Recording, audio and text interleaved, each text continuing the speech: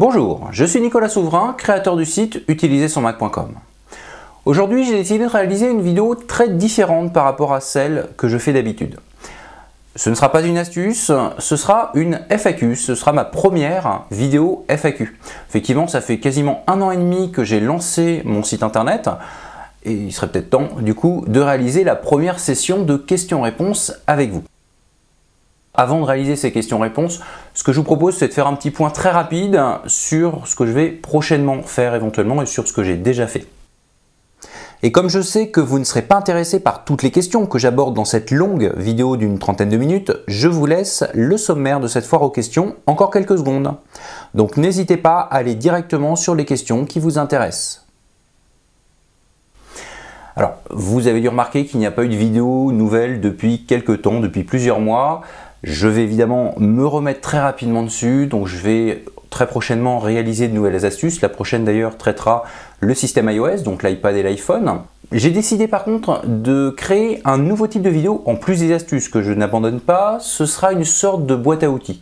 Parce que j'ai constaté effectivement que très souvent, les mêmes questions reviennent. Et là, je parle de questions dont la réponse est très courte. Par exemple, quel est le numéro de version de mon Mac ? Par exemple, combien de mémoire vive, combien de RAM je possède sur mon ordinateur. Donc j'ai décidé de réaliser quelques vidéos qui vont former une boîte à outils que tout le monde pourra consulter sur mon site internet ou sur la chaîne YouTube, bien entendu. Autre chose, j'ai réalisé un sondage que j'ai envoyé aux personnes qui sont inscrites à ma newsletter. Donc je rappelle évidemment que l'inscription pour la newsletter est gratuite et qu'elle vous donne accès à certains petits bonus qui ne sont pas accessibles sur YouTube ou sur le site internet. Mais donc j'ai envoyé un petit sondage à ma newsletter pour leur proposer de choisir le thème des prochaines formations que je réaliserai, mais surtout pour choisir la façon dont je réaliserai ces formations. Donc pour l'instant, j'ai quelques réponses, le sondage vient d'être envoyé, je vais attendre évidemment quelques jours avant de me décider, mais il semblerait que les switchers, donc les personnes qui viennent de passer sur Mac et qui étaient précédemment sur Windows, soient très intéressés pour une formation spéciale Switch, donc pour passer de Windows au Mac facilement. Et beaucoup de questions m'ont également été posées sur les sauvegardes. Les sauvegardes qui sont extrêmement importantes, mais que malheureusement beaucoup de personnes soit ne font pas, soit font, mais en fait très mal. Malheureusement, elles le savent trop tard. Donc ces deux thèmes m'ont l'air assez proches d'être les vainqueurs, mais j'attends évidemment que tout le monde puisse répondre à ce sondage, donc je verrai d'ici quelques jours. Dans tous les cas, je tiendrai au courant les personnes inscrites à ma newsletter, donc je les tiendrai au courant par email bien entendu, pour leur dire ce qu'il en est lorsque j'aurai pris ma décision. Mais maintenant que j'ai abordé ce que je vais faire prochainement sur le site et ce que j'ai fait précédemment sur ce même site, il serait peut-être temps de passer aux questions-réponses dont je vous parlais. Alors, il se trouve que je reçois beaucoup d'emails et de messages via le formulaire de contact du site utilisersonmac.com. Je vous avouerai qu'il y a presque 1 an et demi, quand j'ai commencé l'aventure Utiliser son Mac, j'avais le temps de répondre à tous les emails. Ça fait quelques mois que ce temps est complètement révolu, je n'ai vraiment pas le temps de répondre à tout le monde. Donc c'est surtout pour ça que j'ai décidé de réaliser cette vidéo FAQ, cette première vidéo FAQ. Alors j'ai plusieurs types de questions qui m'arrivent justement par le formulaire de contact ou directement par email. J'en ai évidemment noté quelques-unes. La première catégorie de questions, c'est des questions vraiment techniques. Donc clairement, je ne pourrai pas, ou plutôt je ne prendrai plus du tout le temps de répondre à ce type de questions par email, puisque ces questions techniques, les réponses existent. Elles sont dans les docs techniques, dans les notices techniques de vos produits, qui existent. Beaucoup de personnes me disent qu'il n'y a pas de notice, mais si, la plupart des produits Apple ont des notices. Soit la notice est dans la boîte, elle est petite, mais elle est dans la boîte, soit elle ne l'est pas, mais vous la trouverez sur Internet. Vous avez une page spécialement dédiée à ça sur le site d'Apple, ou plutôt spécialement dédiée au support, qui inclut les notices. Donc c'est apple.com/fr/support. N'hésitez pas à y aller, vous trouverez dessus les notices, mais également d'autres infos assez importantes. Donc je ne prendrai plus le temps de répondre par mail à des questions précises sur des problèmes techniques, dont vous trouverez la réponse directement sur le site de support d'Apple.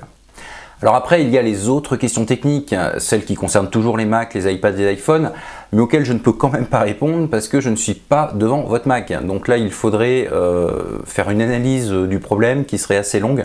Je n'ai vraiment pas le temps. Je prenais effectivement le temps de le faire il y a, au début de la création du site, il y a presque 1 an et demi, mais là je ne peux plus me permettre de le faire. Vous m'en excuserez, vous trouverez ceci dit encore une fois dans la rubrique support du site d'Apple, pas mal d'informations. Dans certains cas, alors j'ai essayé dans la mesure du possible de renvoyer les liens correspondant aux réponses aux quelques personnes, aux nombreuses personnes plutôt qui m'ont envoyé ce type de questions. Je n'ai pas pu faire pour toutes, mais n'hésitez pas à aller voir dans ces cas-là sur cette page du support Apple. Bon, par contre, il y a d'autres questions que je n'ai pas forcément pris le temps de traiter parce qu'elles étaient trop nombreuses, mais que j'aimerais reprendre, parce que même si la question n'est pas toujours la même, il y a des thèmes qui certaines fois quand même sont assez similaires. Alors j'ai évidemment beaucoup de questions qui regroupent un même point, c'est le transfert de Windows vers son nouveau Mac. Parce que vous êtes énormément de switchers à découvrir mon site et à y rester. Donc vous êtes switcher, vous découvrez seulement le Mac, vous êtes habitué au monde Windows. J'ai beaucoup de questions dont beaucoup sont déjà sur mon site. N'hésitez pas à faire une petite recherche pour aller regarder toutes les vidéos, ou plutôt rechercher dans les vidéos que j'ai mises en ligne. Donc beaucoup de questions concernent le transfert des données de Windows vers Mac. Il y a une astuce pour cela, d'ailleurs c'est une astuce très récente, c'est l'une des dernières que j'ai réalisées, donc n'hésitez pas à y aller. Je pense qu'elle est suffisamment claire justement pour vous permettre de ne pas avoir de problème lors de ce transfert. Après, je vous invite encore une fois à faire une petite recherche pour les différentes questions. J'ai quand même listé quelques autres questions liées justement à ce passage de Windows vers Mac. Vous êtes beaucoup à me demander comment ouvrir tel ou tel document sur votre Mac. Donc je rappelle qu'un Mac et un PC sous Windows, ça reste un ordinateur. Et donc il faut le logiciel qui correspond à votre document. Donc la première chose à voir, c'est si le logiciel que vous aviez sur Windows n'existe pas en version Mac. À partir de là, vous n'aurez pas de problème pour l'ouvrir. Maintenant, évidemment, il y a des cas particuliers. Vous êtes plusieurs à m'avoir parlé soit de Publisher, logiciel de Microsoft, soit d'Access, également le logiciel de Microsoft. Bon, là, évidemment, il n'y a pas d'équivalent de Microsoft. Il n'y a pas la suite Access ou le logiciel Publisher sur Mac. Donc, clairement, vous serez un petit peu embêté. Si vous voulez vraiment importer ces données, je n'ai pas de solution à vous proposer. Vous pourrez évidemment faire réaliser des bases de données sur votre Mac, ça, il n'y a pas de problème, il y a des solutions. Il y a même les solutions libres qui existent sur Windows, qui sont LibreOffice et OpenOffice. Pour Publisher, je ne peux que vous conseiller de tester Pages, le logiciel d'Apple, qui est gratuit d'ailleurs si vous avez acheté votre Mac à partir de la fin 2013, je ne me souviens plus de la date exacte, mais vous trouverez ça sur le site Apple. Mais donc, n'hésitez pas à utiliser ces deux logiciels pour créer à partir de zéro des documents. Par contre, pour importer les anciens, je n'ai malheureusement pas de solution à vous donner. À part évidemment installer Windows sur votre Mac, mais avant de le faire, réfléchissez pour savoir si ces documents sont réellement importants. Sinon, un conseil que je donne à tout le monde dans ces cas-là, vous pouvez au moins lire le document sur votre Mac en l'exportant format PDF lorsque vous êtes sur votre PC sous Windows. Une fois qu'il est exporté, vous le transférez. Un document PDF, et un document PDF, c'est lisible partout, y compris sur Mac, ça se passe sans aucun problème. Donc, vous ne pourrez pas modifier ce document, mais vous pourrez le consulter sans aucun problème, ce qui est déjà un minimum. Je vais passer à d'autres questions. Donc, la partie Access, c'est fait. Juste un petit rappel quand même. Donc, on m'a parlé d'Access et de Publisher. Beaucoup d'entre vous recherchent des petits logiciels, ils me demandent où trouver tel ou tel logiciel. Vous avez des sites internet qui centralisent des téléchargements. Moi personnellement, je me sers énormément du site clubic.com. Vous avez dans clubic.com une rubrique téléchargement. Cette rubrique téléchargement, bien sûr, n'est pas limitée au Mac. À la base, Clubic est un site qui traite surtout de Windows. Mais vous allez sur la rubrique Mac OS X et vous trouverez énormément de logiciels. Alors ça peut être des logiciels gratuits, ça peut être des logiciels de démonstration qui sont en fait à la base des logiciels payants. Donc une fois que la démonstration sera épuisée, vous devrez acheter le logiciel, mais tout est indiqué, tout est très bien fait. N'hésitez pas à y aller. Si vous avez un nom précis ou si vous recherchez un type de logiciel, je vous le conseille, www.clubic.com. Autre question qui est toujours transférée d'un ordinateur vers un autre, mais cette fois-ci d'un Mac vers un Mac, un ancien Mac vers un nouveau Mac. Comment faire justement pour conserver certains paramétrages précis? J'ai une question de quelques personnes, plusieurs personnes, notamment pour les réseaux Wi-Fi, les paramétrages réseau, le nom des machines, etc. Bon, évidemment, ce n'est pas obligatoire, ça peut se refaire, mais c'est plus pratique lorsque c'est transféré. Je rappelle encore une fois que une vidéo traitant de ce problème existe. Alors elle n'est pas disponible pour tout le monde, elle est disponible uniquement pour les inscrits à la newsletter. Bon, l'inscription est gratuite ceci dit, donc je vous invite à vous inscrire si ce n'est pas déjà fait, et vous pourrez donc consulter toutes les étapes, ou plutôt les 3 façons de passer d'un ancien Mac, vos données d'un ancien Mac vers un nouveau Mac. Donc n'hésitez pas à y aller. Encore une fois, j'espère et je fais en sorte que cette vidéo soit le plus claire possible. Donc a priori, avec cette vidéo en main, si vous achetez un nouveau Mac, vous n'aurez pas de problème à tout transférer. Autre problème maintenant, peut-on connecter un clavier PC sur Mac? J'ai eu la question 3 fois. J'ai pas noté les noms des personnes, mais je pense qu'elles se reconnaîtront. Alors, cette question est assez spéciale. Je l'ai traitée, mais sans la traiter. En fait, j'ai une astuce, c'est l'astuce numéro 7, je vous invite à la voir, qui parle justement des différents claviers, en l'occurrence qui parle de 2 claviers français, un clavier français et un clavier français numérique. Je vous ai expliqué dans cette astuce qu'on pouvait taper des chiffres facilement sur Mac avec le clavier français numérique ou taper des majuscules accentuées facilement avec le clavier français. Si vous avez été attentif, vous avez peut-être remarqué lorsque j'ai rajouté le clavier français numérique pendant ma démonstration qu'il y avait d'autres claviers en dessous, notamment un clavier français PC. Le clavier français PC vous permettra donc de gérer la disposition des touches que l'on a en général sous Windows, puisque évidemment le arrobase n'est pas au même endroit. Enfin, il y a quelques petites touches qui diffèrent. Bon, la touche commande est remplacée par la touche Windows pour les claviers Windows. Maintenant, ce sera la même fonction, mais les tirets par exemple ne sont également pas au même endroit, donc n'hésitez pas à revérifier cette vidéo et vous verrez comment choisir un autre clavier, et en l'occurrence vous prendrez le clavier pour Windows, le clavier PC. Alors maintenant j'ai une autre question. Alors là j'ai eu la question qu'une seule fois, c'est Arthur qui me l'a posée. Je vais quand même la traiter, même si j'essaie de traiter les questions qui revenaient énormément de fois, parce qu'elles m'intéressent.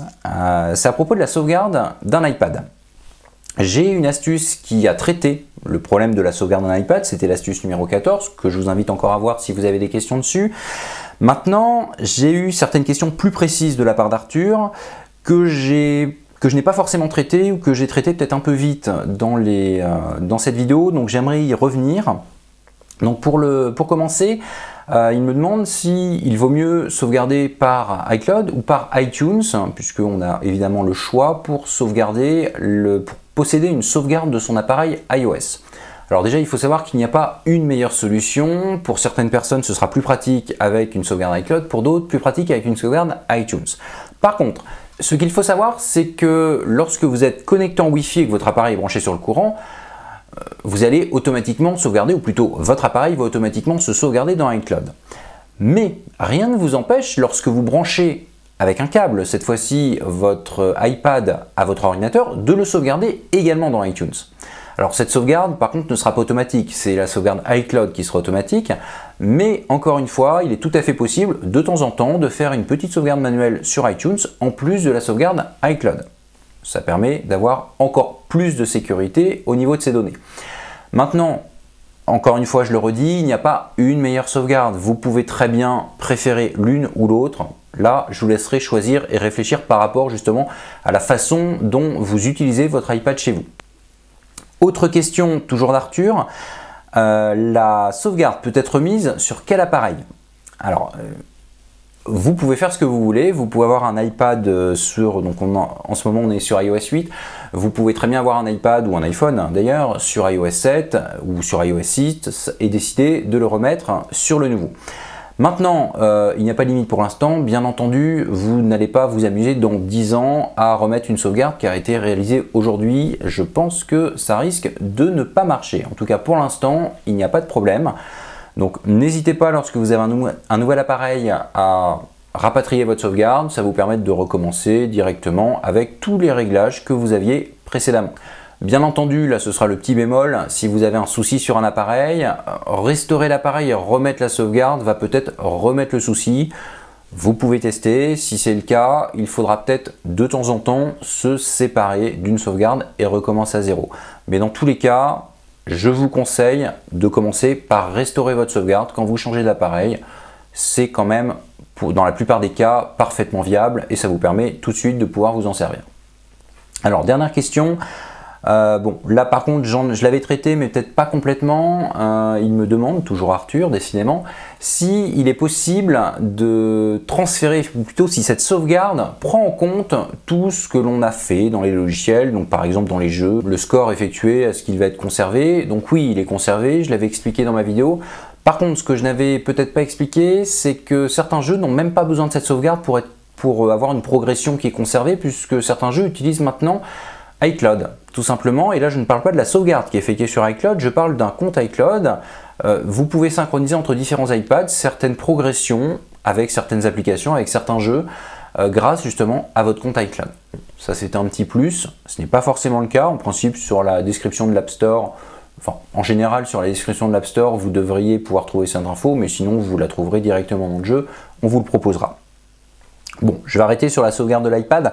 J'aimerais passer à autre chose. Une question que je n'ai pas encore abordée dans mes vidéos. Ça viendra peut-être de façon détaillée un jour, mais je vais quand même y répondre maintenant. On me demande si on peut partitionner un disque sur Mac. Alors, avant de vous dire oui ou non, vous savez que j'aime bien expliquer un petit peu la problématique. Donc, qu'est-ce que veut dire partitionner un disque? Quand vous avez un disque, je prends un disque dur externe, ce sera facile à comprendre. Un disque dur externe, vous avez ce qu'on appelle un volume. Le volume, c'est ce qui va vous permettre de mettre des choses dessus. Le disque interne de votre Mac s'appelle Macintosh HD. Macintosh HD, c'est le volume de votre disque. Mais il est parfaitement possible de créer plusieurs volumes sur un disque. C'est donc partitionner, enfin c'est le terme partitionner qui est utilisé. Donc comment faire pour partitionner un disque en plusieurs volumes? Très facilement en passant dans l'utilitaire de disque. Donc là, on est sur l'utilitaire de disque. Vous avez le disque interne de mon ordinateur. Je n'ai pas de disque externe à portée de main. Vous avez le disque interne de mon ordinateur ici. Vous avez le volume ici. Si vous souhaitez partitionner un disque, vous allez non pas sur le volume, mais sur le disque. Et vous allez sur la case ici présente. Et donc, vous allez pouvoir choisir avec ce menu déroulant le nombre de volumes que vous souhaitez.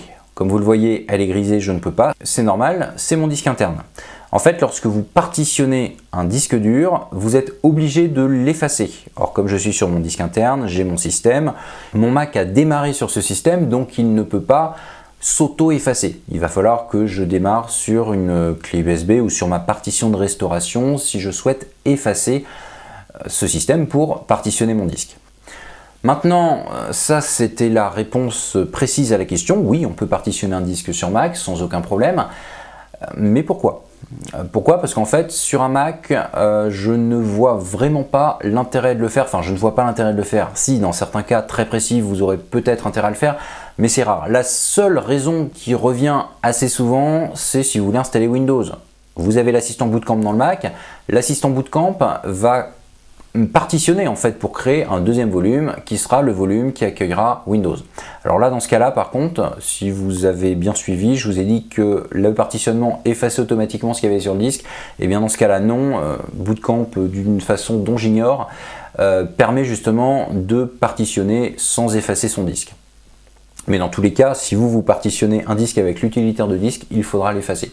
Mais à part pour Bootcamp, donc à part pour avoir d'autres systèmes sur votre Mac, il n'y a pas de raison de partitionner puisque lorsque vous réinstallez un système, de toute façon, vous n'effacez pas les données qui sont sur le même volume. Parce que c'est vrai qu'il y a très longtemps, sur Windows notamment, il était très courant de partitionner puisque à chaque fois qu'on réinstallait Windows, les mauvaises langues vous diront que ça arrive assez souvent, mais à chaque fois que vous réinstallez Windows, vous étiez obligé d'effacer tout et donc vous perdiez toutes vos données, il fallait tout sauvegarder, il fallait tout remettre, c'était pas forcément très pratique.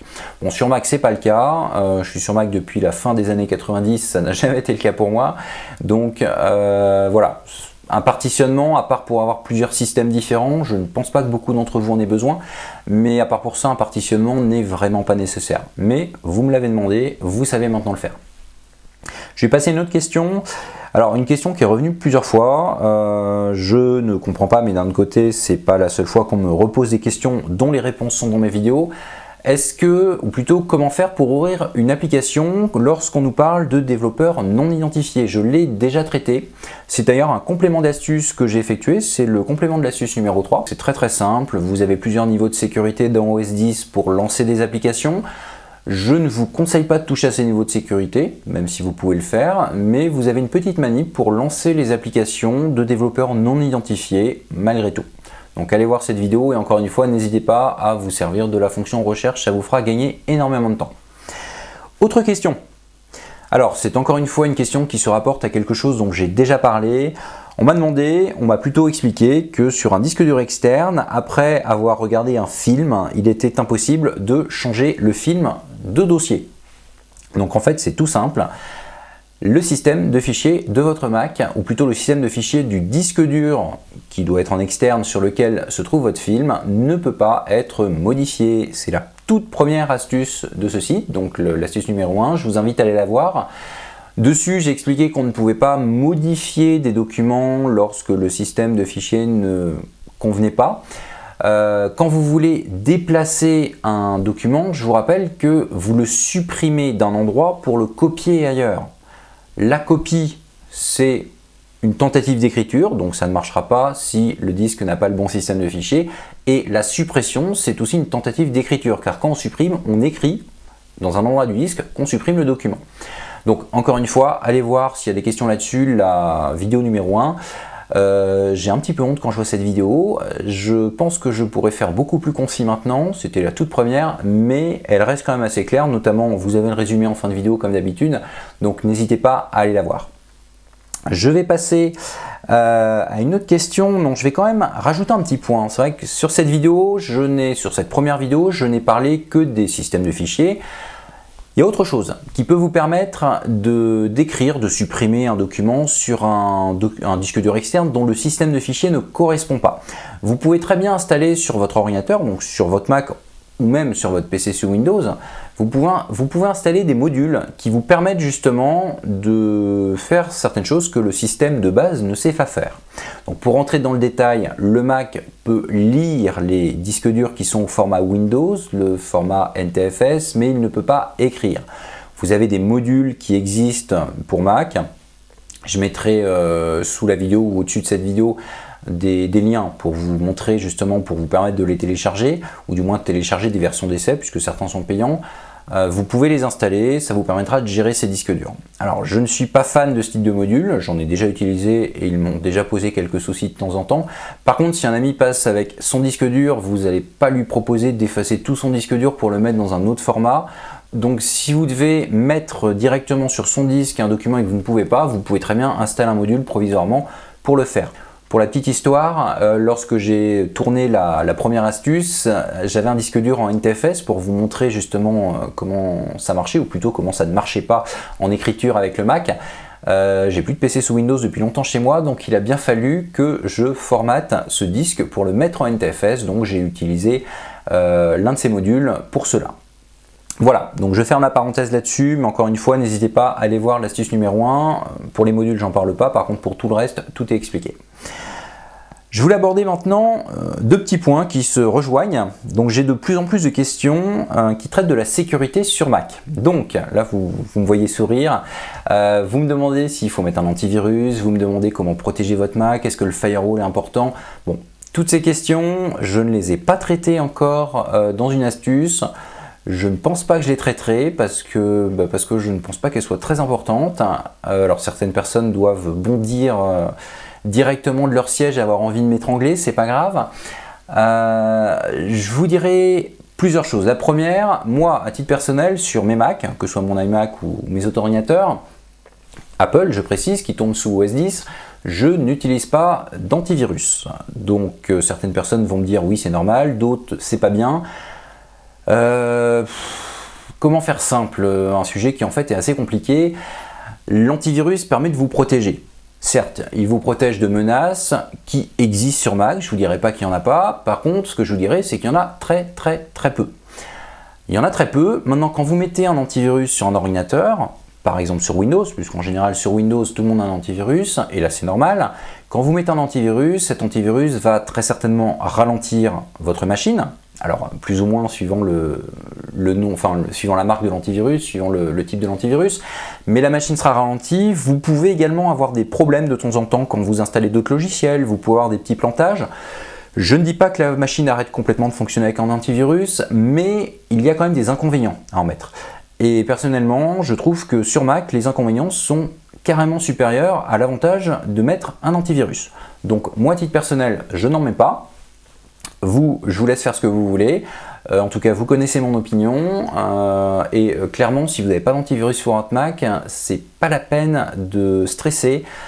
Je ne pense pas que votre Mac va s'autodétruire avant très longtemps. Donc rassurez-vous, l'antivirus sur Mac, ça existe, ça peut peut-être servir. Moi, j'en ai pas encore vu l'intérêt. Alors évidemment, on va vous dire que ça vous permet de protéger vos amis qui sont sur Windows, car un antivirus sur Mac va détecter également les virus Windows, virus qui ne peuvent pas s'exécuter sur le Mac, mais si vous renvoyez un document verrouillé par mail, vous allez transférer le virus évidemment, puisque vous ne savez pas qu'il y a un virus. Donc l'antivirus sur Mac permet aussi d'empêcher de verrouiller, d'envoyer des virus, des documents verrouillés à vos amis. Maintenant franchement, vu qu'installer un antivirus ça cause quelques soucis, ils ont qu'à se débrouiller, vous avez qu'à leur dire de passer sur Mac, ils n'auront peut-être pas besoin de mettre un antivirus dans ces cas-là. Mais attention, encore une fois, je le redis, j'ai pas dit qu'il n'y avait aucun risque sur Mac.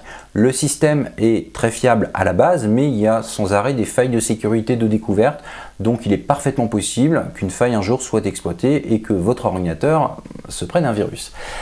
Maintenant, moi personnellement, ça ne m'empêche pas de dormir. Voilà, je ferme la parenthèse sur les antivirus. J'aimerais juste continuer un petit peu sur le domaine, mais ça ne concerne pas réellement les antivirus.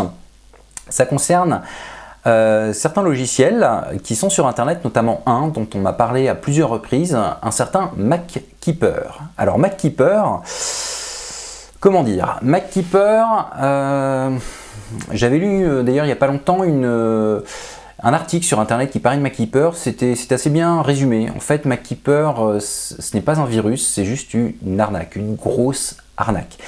Les personnes qui m'ont parlé de MacKeeper, c'était malheureusement pas des personnes qui me demandaient est-ce que vous pensez que je dois l'installer. C'est plutôt des personnes qui me disent je l'ai installé et ça pose des problèmes et j'arrive pas à l'enlever.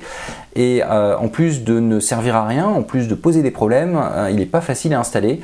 Donc je mettrai éventuellement sous ou sur la vidéo, ça dépend où vous la regardez, sur le site ou sur YouTube, je mettrai un lien vers un article d'un site qui est très bien fait, je trouve, qui vous explique comment désinstaller MacKeeper, et dedans d'ailleurs vous avez un lien pour aller sur l'article dont je vous parlais, que j'ai lu. Donc n'hésitez pas à aller faire un tour si vous avez installé MacKeeper. Si vous ne l'avez pas installé, pitié, ne l'installez pas. En fait, MacKeeper revient énormément dans les pubs que vous verrez sur Internet lorsque vous surfez, puisque quand vous surfez avec un ordinateur, les pubs sont quand même un minimum bien faites. Elles vont essayer d'avoir des choses qui vous intéressent. Bon, évidemment, elles vont les voir dans votre historique, ou plutôt surtout dans vos cookies pour voir quel site vous visitez. Mais déjà, elles vont regarder ce que vous avez. Si vous avez un ordi sous Windows ou un Mac, ça va pas forcément être les mêmes pubs. MacKeeper, vous le verrez à mon avis pas si vous surfez à partir d'un PC sous Windows.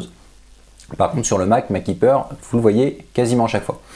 Donc, encore une fois, vous allez lire soit en dessous, soit au-dessus de cette vidéo, l'article que j'ai découvert sur un très bon site qui est la sécurité du Mac. D'ailleurs, n'hésitez pas à aller le voir.